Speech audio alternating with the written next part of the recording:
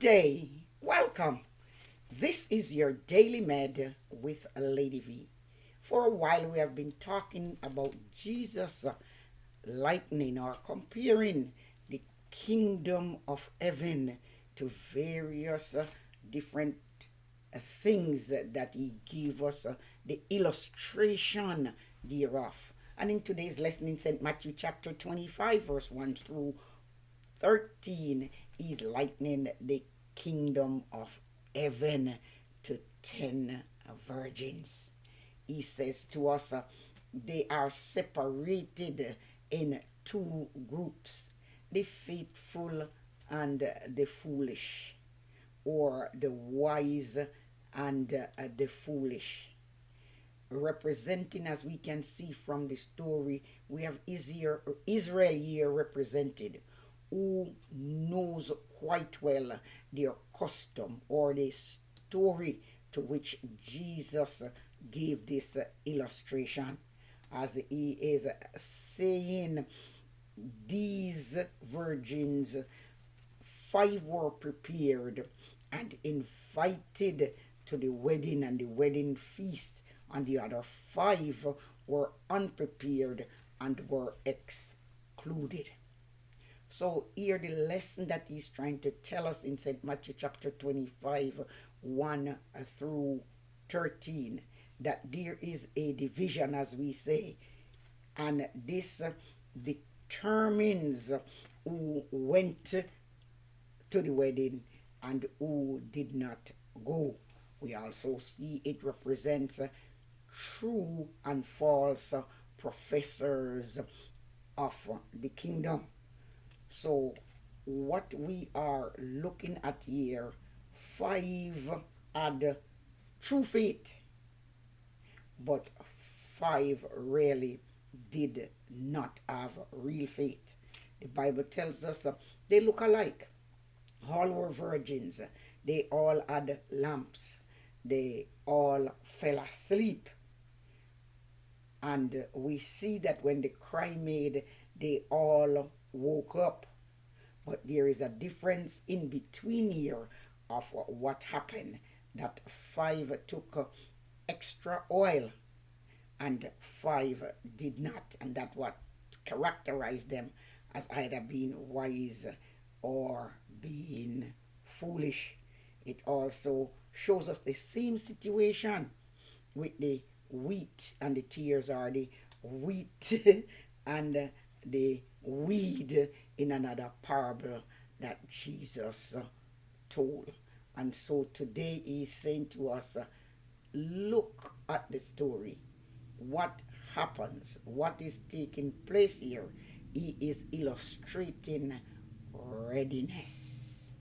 He's saying, be prepared.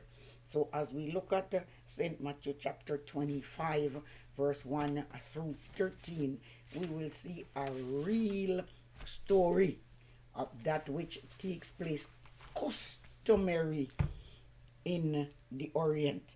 It says in St. Matthew chapter 25, reading from verse 1 through verse 13, it says, it's the parable of the 10 virgins. It said, then shall the kingdom of heaven be likened unto 10 virgins, which took their lamps and went forth to meet the bridegroom. And 5 of them were wise, and 5 were foolish. They that were foolish took their lamps and took no oil with them. But the wise took oil in their vessels with their lamps. While the bridegroom tarried, they all slumbered and slept. And at midnight there was a cry made, behold, the bridegroom cometh, go ye out to meet him. Then all those virgins arose and trimmed their lamps. And the foolish said unto the wise, give us of your oil, for our lamps are gone out. But the wise answered, saying, not so, lest there be not enough for us and you, but go ye rather to them that sell and buy for yourselves. And while they went to buy, the bridegroom came, and they that were ready went in with him to the marriage, and the door was shut. Afterwards came also the other virgins, saying, Lord, Lord, open to us.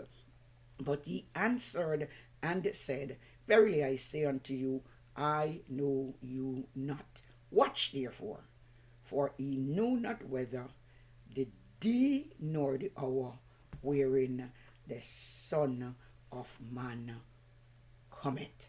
So, as we see from verse 13, Jesus is here illustrating through this story the watchfulness for his coming of his people. So, it is in view of his coming that his people should be watchful. So, let me see if I can present this story to you as it is customary in the Orient. As Jesus tells the story of these 10 young ladies who were friends of a certain bride. The Bible referred to 5 who was wise because they took extra oil in separate vessels, and refers to 5 who were foolish because they did not take extra oil in separate vessel to replenish their supply in case should the oil be used up. During the hours before midnight, they all became sleepy and they slept, as we see in verse 5. Jewish weddings were generally celebrated at night, starting at the rise of the evening star. But in this case, there was a delay, and the bridegroom and his friends arrived at midnight. So the cry for the bridegroom's arrival was made at midnight. This is also customary. Starting from the home of the bridegroom, his friends would make the announcement, Behold, the bridegroom cometh, go ye out to meet him. All along the way or the route that the bridegroom would take, people would stand by the wayside, and they too would join in the joyous cry until it would get near enough to the home of the bride.